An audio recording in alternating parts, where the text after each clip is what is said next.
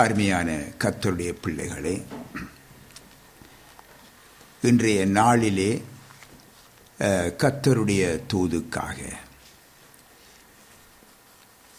லூக்கா சுவிசேஷம் 21 அதிகாரம் 1 தொடக்கம் 4 வரைக்கும் தயவுசெய்து வாசிங்க. அவர் கண்ணேறிட்டு பார்த்தபோது ஐஸ்வர்யவான்கள் காணிக்கை பெட்டியிலே தங்கள் காணிக்கைகளை போடுகிறதை கண்டார். ஒரு ஏழை விதவை அதிலே 2 காசை போடுகிறதையும் கண்டு, இந்த ஏழை விதவை மற்றெல்லாரை பார்க்கிலும் அதிகமாக போட்டாள் என்று மெய்யாகவே உங்களுக்கு சொல்லுகிறேன். அவர்கள் எல்லாரும் தங்கள் பரிபூரணத்திலிருந்து எடுத்து தேவனுக்கென்று காணிக்கை போட்டார்கள். இவளோ தன் வறுமையிலிருந்து தன் ஜீவனத்துக்கு உண்டாயிருந்ததெல்லாம் போட்டுவிட்டாள் என்றார். கர்த்தருக்கு மகிமை உண்டாவதாக. வாசிக்க கேட்ட இந்த வேத பகுதி காணிக்கை பெட்டியிலே ஜனங்கள் தேவனுக்கு காணிக்கை போட்ட சம்பவத்தை குறித்து கர்த்தர் இயேசு கூறிய விடயங்களாகும். தேவனுடைய பிள்ளைகளே, காணிக்கை பெட்டி ஒரு சாதாரண பொருளாக, ஒரு விடயமாக எண்ணிவிடக்கூடாது. சபையின் ஒவ்வொரு விசுவாசிகளினதும், சபை பாஸ்டர், இன்னுமாக உடன் ஊழியர்கள், இவர்களினதும் உத்தமத்தையும் உண்மையையும் சோதித்து பார்க்கும் பொருள் இந்த காணிக்கை பெட்டி. அருமையானவர்களே, இயேசுவும் பாருங்க, அவருடைய 12 சீஷரும் கூடியிருந்த அந்த ஒரு ஐக்கியம் ஒரு நிழலாட்டமான ஒரு சபை. புரிந்து கொள்ளுங்க, வேதத்தை நன்றாக அறிந்து கொள்ள வேண்டும். இயேசுவும் அவருடைய சீஷர்களும் கூடியிருந்த அந்த 12 சீஷர்களும் கூடியிருந்தது ஒரு நிழலாட்டமான சபை. பாருங்க, அதற்கு இயேசு தலையாய் இருக்கிறார். இந்த ஐக்கியத்திலே ஆண்டவர் இயேசு யூதாஸிடத்திலே, யூதாஸ் என்ற அப்போஸ்தலனிடத்திலே அந்த பணப்பையை கொடுத்திருக்கிறார். ஆகவே இது ஒரு முக்கியம் வாய்ந்தது. நன்றாக புரிந்து கொள்ள வேண்டும். அந்த ஐக்கியத்திலே அங்கே பணப்பை காணிக்கை பெட்டி அது யூதாசுடைய பொறுப்பிலே கொடுக்கப்பட்டிருக்கிறது. அருமையானவர்களே, பிரியமான பிள்ளைகளே, கர்த்தருக்கு கொடுப்பது இந்த உலகத்திலே நாம் பெற்றிருக்கின்ற மாபெரும் பாக்கியம். கர்த்தருக்கென்று கொடுப்பது. இதை விட்டால் நாம் அவருக்கு எப்பொழுது கொடுப்போம்? சிந்தித்து பாருங்க. இந்த உலகத்தை விட்டால் நாம் எப்பொழுது அவருக்கு கொடுப்போம்? பின் ஆகவே இந்த உலகத்திலே அவருக்கு கொடுப்பது என்பது, தேவனுக்கு கொடுப்பது என்பது மாபெரும் பாக்கியம். இது நமக்கு தரப்பட்டிருக்கிறது. ஆகவே அவருக்கு நாம் கொடுப்பதற்கு பழைய ஏற்பாடு, புதிய ஏற்பாடு என்றோ, உள்ளவன் இல்லாதவன் என்றோ, ஏழை பணக்காரன் என்றோ, சிறியவன் பெரியவன் என்றோ எந்த ஒரு போக்கும் சொல்லாமல் தேவனுக்கு உற்சாகமாய் கொடுக்க வேண்டும். புரிந்து கொள்ளுங்க.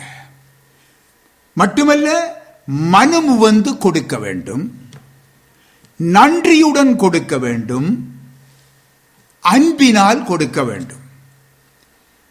எனக்கு அருமையான தேவனுடைய பிள்ளைகளே, தேவன் தம்முடைய ஒரே பேரான குமாரனை நமக்கு தருவதற்கு நம்மிடம் ஏதாவது தகுதியை எதிர்பார்த்தாரா?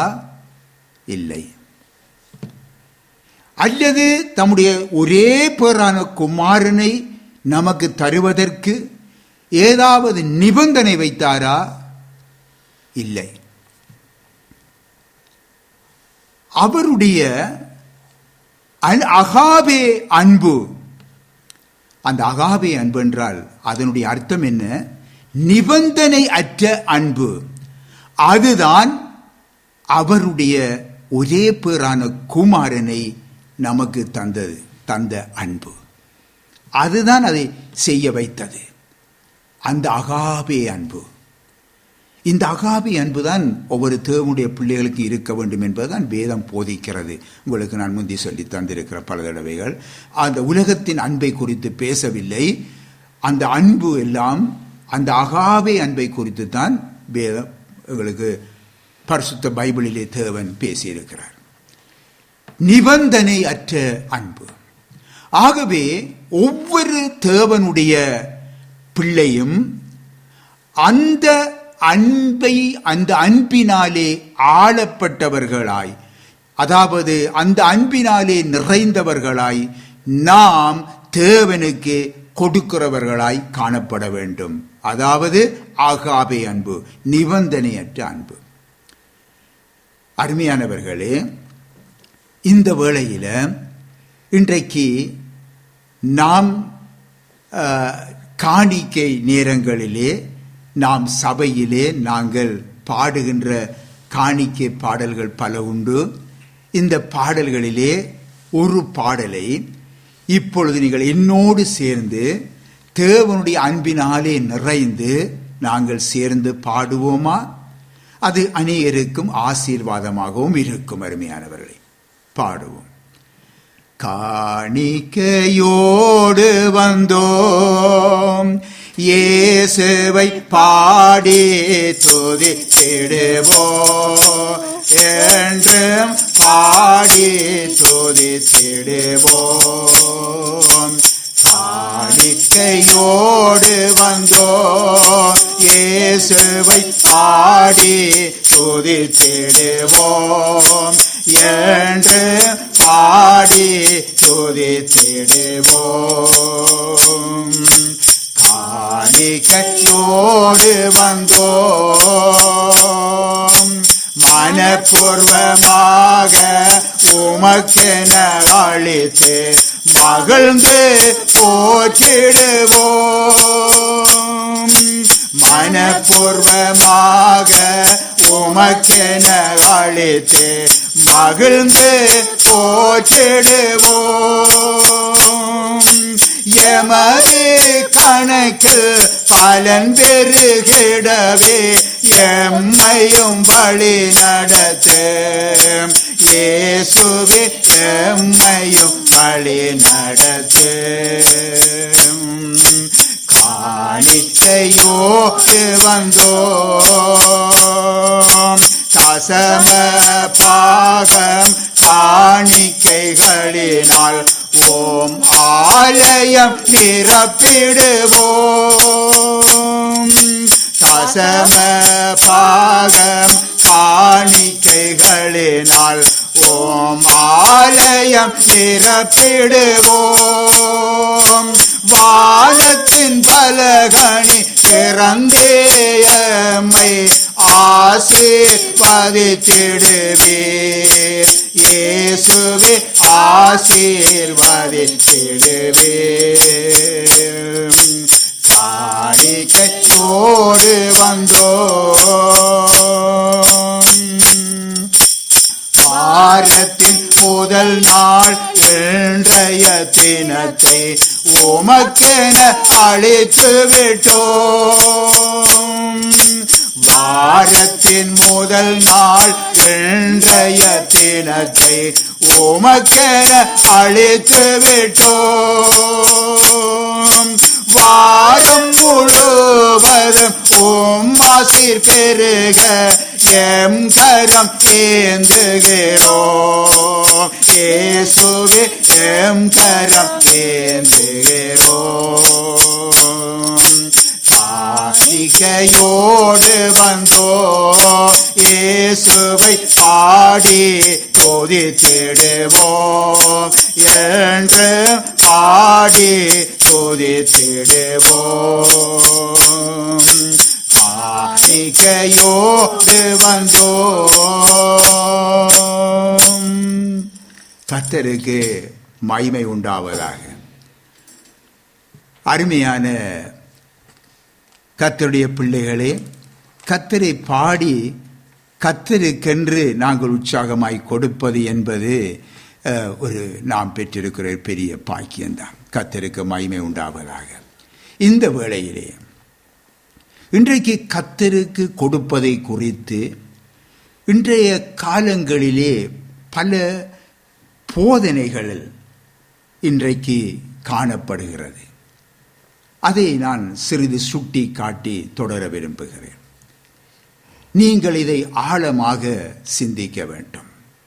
பிரியமான தேவனுடைய பிள்ளைகளே, தேவனுக்கு கொடுப்பதில் ஒன்றான தசம பாகத்தை குறித்து இன்றைக்கு சிலர் இது பழைய ஏற்பாடு என்றும் புதிய ஏற்பாட்டின் ஜனங்கள் தசமபாகம் கொடுக்க தேவையில்லை என்றும் இன்றைக்கு போதிக்கிறார்கள். அருமையானவர்களே, இது பற்றி வீணான விதண்டாவாதங்களும் நடைபெறுகிறது. கர்த்தருடைய பிள்ளைகள் சிந்தியுங்க. கர்த்தருக்கு கொடுக்கும் இந்த தசமபாகத்தை குறித்து மே மாசம் 2004 8 பக்கங்களை கொண்ட ஒரு சிறு வெளியீட்டை நாம் சபையின் சார்பிலே நாம் வெளியிட்டிருக்கிறோம் என்பதை சிலர் இன்றைக்கு நீங்கள் இதில் அறிவீங்க. அருமையானவர்களே, அது மட்டுமல்ல, இது பற்றி சபையிலே முன்பு பல வருடங்களுக்கு முன்பும் கூட இடைக்கிடையும் இது பற்றி தேவதூதுகள் வேத படிப்புகளையும் உங்களுக்கு தந்திருக்கிறோம் தெளிவாக. ஆகவே நம்முடைய இதை குறித்து நீங்கள் அறிவீர்கள். அல்லது போனால் நீங்கள் வெப்சைட்டிலே நீங்கள் எங்களுடைய செய்திகளை பார்க்கும் பொழுது இவைகளை நீங்கள் அறிந்து கொள்ளலாம். ஆகவே தசமபாகம் குறித்து உங்களுக்கு போதிய அறிவு இருக்கிறது. கர்த்தருக்கு ஸ்தோத்திரம். ஆகவே நீங்கள் கர்த்தருக்கு கொடுக்கும் இந்த மேன்மையான இந்த காரியத்தை மீண்டும் மீண்டும் நாம் இங்கே சொல்லிக்கொண்டு இராமல், இங்கே மேலும் ஒரு சிறு குறிப்புடன் இதை தொடர வாஞ்சிக்கிறேன். சிந்தியுங்க. அருமையானவர்களே, இன்றைக்கு பாவச் சேற்றிலே இருந்து இன்றைக்கு தங்களை மீட்டுக்கொண்ட கர்த்தர் இயேசு தமது சபையிலே அவர் அந்த பிள்ளைகளை இணைத்து கொண்டிருக்கிறாரே. ஆகவே அவருடைய அன்பை நினைத்து, அந்த நன்றியை நினைத்து, அந்த நன்றியோடு தங்களுடைய வருமானத்திலே 10% தங்கள் சபைக்கு கொண்டு வந்து கொடுக்கிறார்களே, அது பாவமா? கொஞ்சம் சிந்தித்து பாருங்க. இக்காலத்திலே போதனைகளும் வீண் விதண்டாவாதங்களும் இருக்கிறது. இந்த ஒரு சிறு காரியத்தை நீங்கள் நினைக்க கொடுக்கிறார்களே, அது பாவமா? ஏதோ பாவம் செய்தது போன்றுதான் இன்றைக்கு பெரிதாக எல்லாம் இதை குறித்து சிலர் பிரசங்கிக்கிறார்கள். தேவனுடைய பிள்ளைகள் ஏதோ பாவம் செய்துட்டார்கள் என்று. இது பாவமா? சிந்தியுங்க. இன்றைக்கு சபையின் பாஸ்டர், உடன் ஊழியர்கள், விசுவாசிகள் எல்லோரும் இன்றைக்கு கர்த்தருக்கென்று 10% அதாவது தசமபாகமாக தசமபாகத்தை 10% மூலம் ஏதோ ஒரு பாவம் செய்தது போல், இவர்கள் கொடுப்பது மூலமாக பாவம் செய்தது போலே கொடாதே கொடாதே என்று சொல்லி இன்றைக்கு பிரசங்கிக்கிறார்களே, இவர்கள் யாருக்கு விரோதமாக பிரசங்கிக்கிறார்கள்? இதை நாம் ஆராய்ந்து பார்க்கணும். இதை நீங்களே ஆராய்ந்து வாருங்கள்.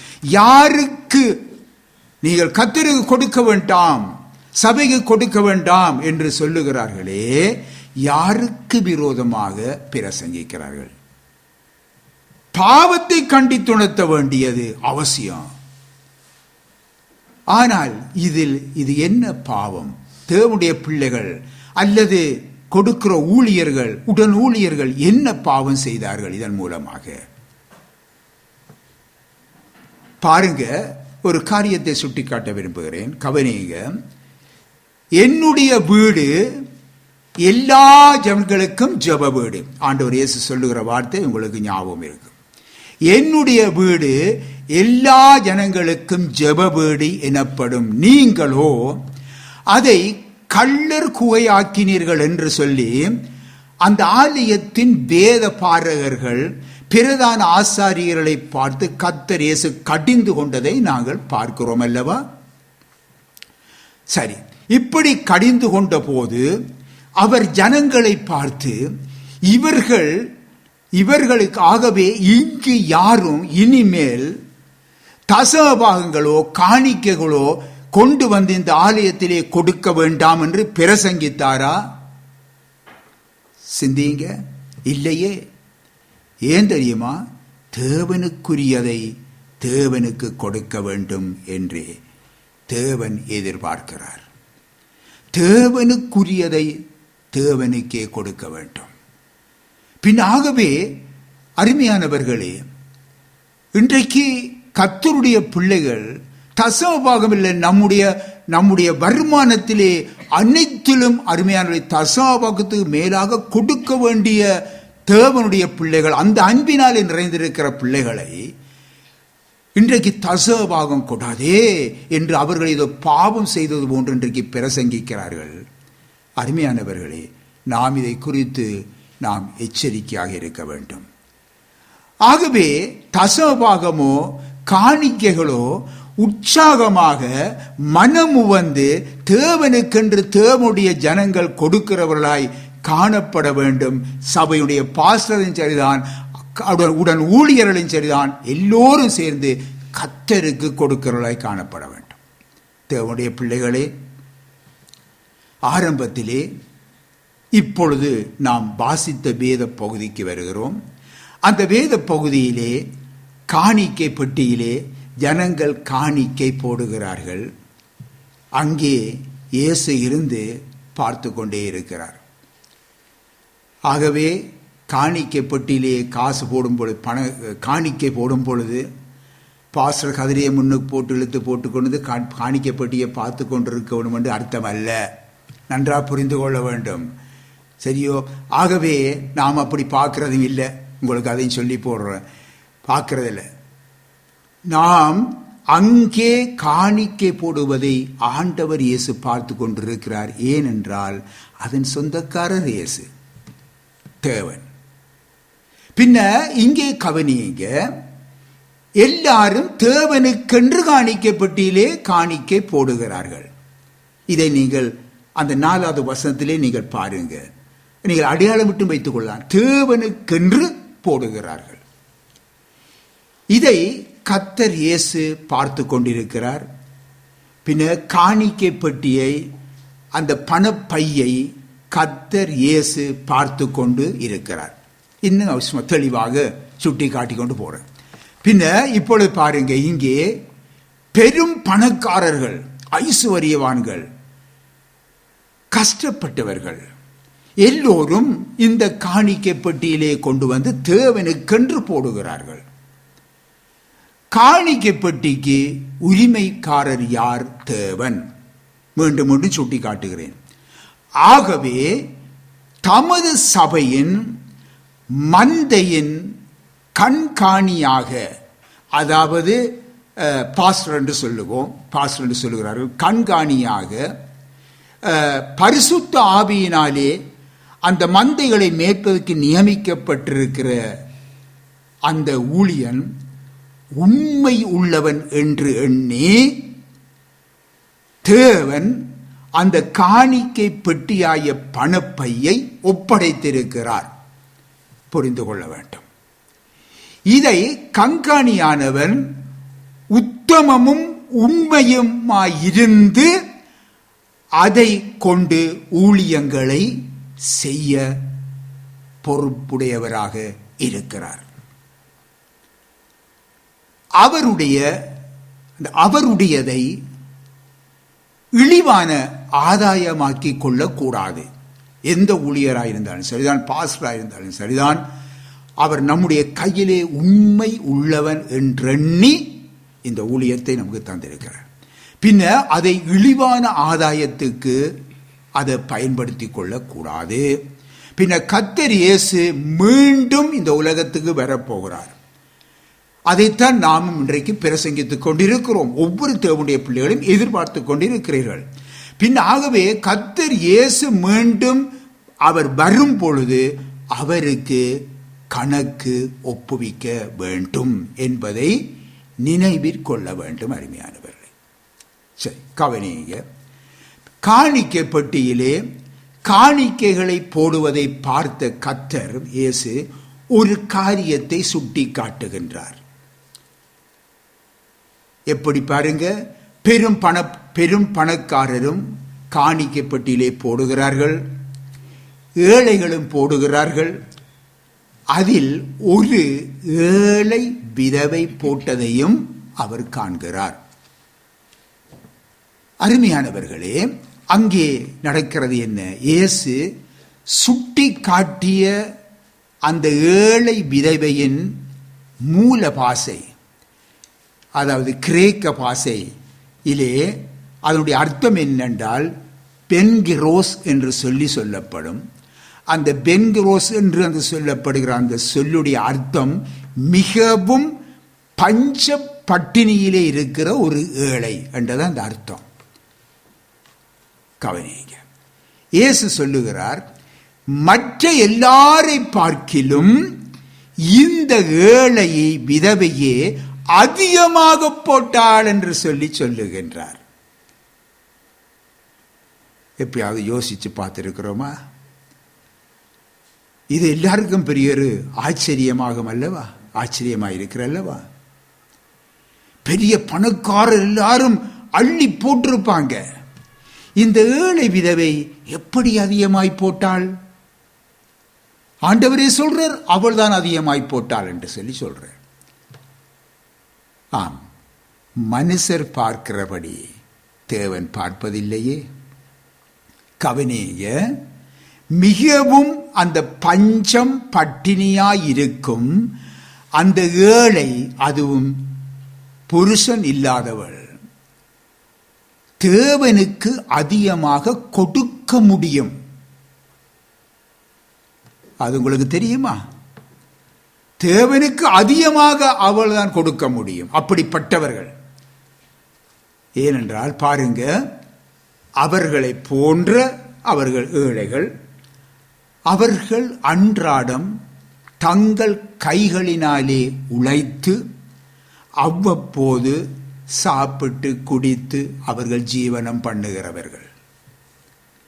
புருஷனை இழந்து இருக்கிற அந்த ஏழை தன் அனுதின வாழ்வுக்காக மிகவும் தன்னை வருத்தி நிச்சயமாக உழைத்திருக்கலாம் என்று நினைத்து பார்க்க முடியும்.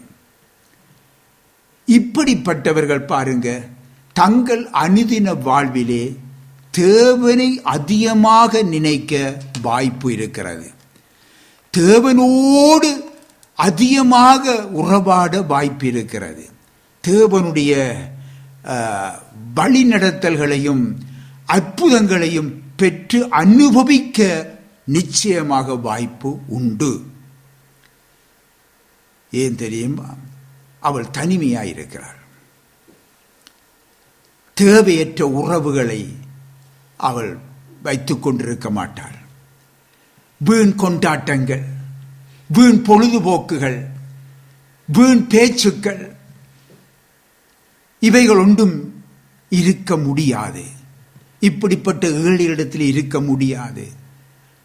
ஆடம்பரங்கள் எதுவுமே இருக்க முடியாது. ஆனால் தன்னுடைய அனுதின வாழ்க்கையிலே அதிக நேரத்தை அவள் தேவனுக்கு அதிகம் கொடுக்க முடியும். தேவனுக்கு தன்னுடைய வாழ்க்கையிலே அதிக நேரத்தை கொடுக்கவும் முடியும். அதே வேளையிலே தேவனுக்கும் அவள் கொடுக்க முடியும். அந்த ஏழை போட்டது சில்லறை 2 காசு தான். இது அவ தன்னுடைய வாழ்வுக்கென்று வைத்திருந்தது, தன்னுடைய வாழ்க்கைக்கென்று வைத்திருந்தது அந்த 2 காசு தான். அவவுக்கு அதுதான் ஜீவன். அது இல்லை என்றால் பட்டினி.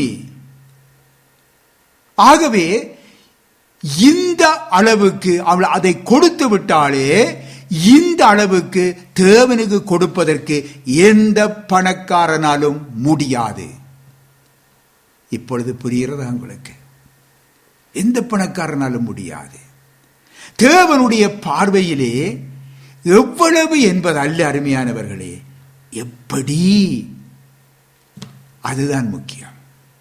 ஆகவேதான் இந்த ஏழை விதவை மற்ற எல்லாரை பார்க்கிலும் அதிகமாய் போட்டாள் என்று சொல்லி ஆண்டவர் இயேசு சொன்னார். அருமையானவர்களே, தேவனால் அந்த ஏழை ஏற்றுக்கொள்ளப்பட்டு அவள் கொடுத்ததும் ஏற்றுக்கொள்ளப்பட்டுள்ளது. இன்றைக்கு வேதத்திலே பார்க்கிறோம். பாருங்கள், மக்கெதோனியா நாட்டு சபை, நீங்கள் கொரிந்தியர் 2 கொரிந்தியர் எடுத்துக்கொள்ளுங்க. மக்கெதோனியா நாட்டு சபைகளுக்கு தேவன் அளித்த அந்த கிருபையை அப்போஸ்தலனாகிய பவுல் கொரிந்து சபைக்கு வந்து அறிவிக்கிறார். அப்பொழுது வாசிப்போம். 2 கொரிந்தியர் 8ஆம் அதிகாரம் 2 தொடக்கம் 5 வரைக்கும் தயவு செய்து வாசிங்க. அவர்கள் மிகுந்த உபத்திரவத்தினாலே சோதிக்கப்படுகையில் கொடிய தரித்திரம் உடையவர்களாயிருந்தும் தங்கள் பரிபூரண சந்தோஷத்தினாலே மிகுந்த உதாரத்துவமாய் கொடுத்தார்கள். மேலும் அவர்கள் தங்கள் திராணிக்கு தக்கதாகவும் தங்கள் திராணிக்கு மீதியும் கொடுக்க தாங்களே மனதுள்ளவர்களாய் இருந்தார்கள் என்பதற்கு நான் சாட்சியாய் இருக்கிறேன். தங்கள் உபகாரத்தையும் பரிசுத்தவான்களுக்கு செய்யப்படும் தர்ம ஊழியத்தின் பங்கையும் நாங்கள் ஏற்றுக்கொள்ளும்படி அவர்கள் எங்களை மிகவும் வேண்டிக் கொண்டார்கள். மேலும் நாங்கள் நினைத்தபடி மாத்திரம் கொடாமல் தேவனுடைய சித்தத்தினாலே முன்பு தங்களை தாமே கர்த்தருக்கும் பின்பு எங்களுக்கும் ஒப்பு கொடுத்தார்கள். கர்த்தருக்கு மகிமை உண்டாவதாக. பாருங்கள், முதலாவது மக்கெதோனியா சபையினர் தேவனுடைய கிருபையை தாங்கள் பெற்றிருப்பதை அங்கே தேவனுக்கு உதாரத்துவமாய் கொடுப்பதினாலே வெளிப்படுத்தி காண்பித்தார்கள். இது ஒரு முக்கியமான பொருள். அடுத்தது, இரண்டாவது, மிகுந்த உபத்திரவத்தினாலே சோதிக்கப்பட்டார்கள் என்று பார்க்கிறோம். மிகுந்த உபத்திரவத்தினாலே சோதிக்கப்பட்டார்கள். பொதுவாக இப்படி சோதிக்கப்படும் மக்கள் பொதுவாக, அருமையானவர்களே, தங்கள் எதிர்காலத்தை குறித்து நினைத்து அதற்கென்று நாங்கள் சேமித்து வைப்போம் என்று சிந்திப்பார்கள் தானே. சிந்தித்துப்பார்கள். இது பொதுவாக மனித சுபாவம். சிந்திப்பார்கள். இந்த மக்கெதோனியர் எல்லோரும் அவர்கள் மிகவும் வறுமை கோட்டில் வாழ்ந்தவர்கள். அதனால் எருசலேமிலே வாழ்ந்த அந்த கர்த்தருடைய சபை பிள்ளைகள் இருக்கிறார்களவா, அவருடைய தேவைகளை இவர்கள் அறிந்து கொண்டாங்க. அவர்கள் அறிந்து அவர்களுக்கு என்ன செய்தார்கள், உதவ வேண்டும் என்று சொல்லி அவர்கள் வாஞ்சித்த பொழுது உபத்திரவம், இன்னமாக சந்தோஷம், தரித்திரம், உதாரத்துவம் எல்லாவற்றையும் என்ன செய்தார்கள், ஒன்று சேர்க்க அவர்களால் முடிந்தது. பார்த்தீர்களா? இது நன்றாக மீண்டும் மீண்டும் திருப்பி இதை சிந்தித்து பார்க்க வேண்டும். திராணிக்கு தக்கதாய் இருந்தது, அடுத்தது திராணிக்கு மிஞ்சியதாய் இருந்தது, அடுத்தது கொடுப்பதற்கு உரிய மனது இருந்தது. அவர்களை யாரும் வற்புறுத்த இல்லை, யாருமே வற்புறுத்த இல்லை. அவர்களை புகழ்ந்து பேசி அவர்களை கொடுக்கும்படி அவர்களை தூண்டவும் இல்லை. கர்த்தருக்கு மகிமை உண்டாவதாக. பார்த்தீங்களா பிரியமான தேவனுடைய பிள்ளைகளே, தன்னுடையதை விற்று ஏழைகளுக்கு கொடுக்க கட்டளை பெற்ற நல்ல ஐசுவரியவான், நல்ல ஐசுவரியவான் சுட்டி காட்டுறான். தன்னுடையதை தனக்குண்டானவைகளை விற்று தரித்திரருக்கு கொடு, அந்த கட்டளையை பெற்ற அந்த நல்ல ஐசுவரியவான் என்ன செய்தான்? துக்கமடைந்தவனாக சென்றான் என்றுதான் நாங்கள் பார்க்கிறோம். சிந்தித்து பாருங்க, இதுக்குள்ள இருக்கிற காரியத்தை சிந்தித்து பாருங்க. நல்ல ஐசுவரியவான், அவன் கெட்டவன் அல்ல, ஆனால் அவன் துக்கம் அடைந்தவனாய் சென்றான் என்று பார்க்கிறோம். அனனியா சப்ரால் பாருங்க, நல்ல விசுவாசிகள்.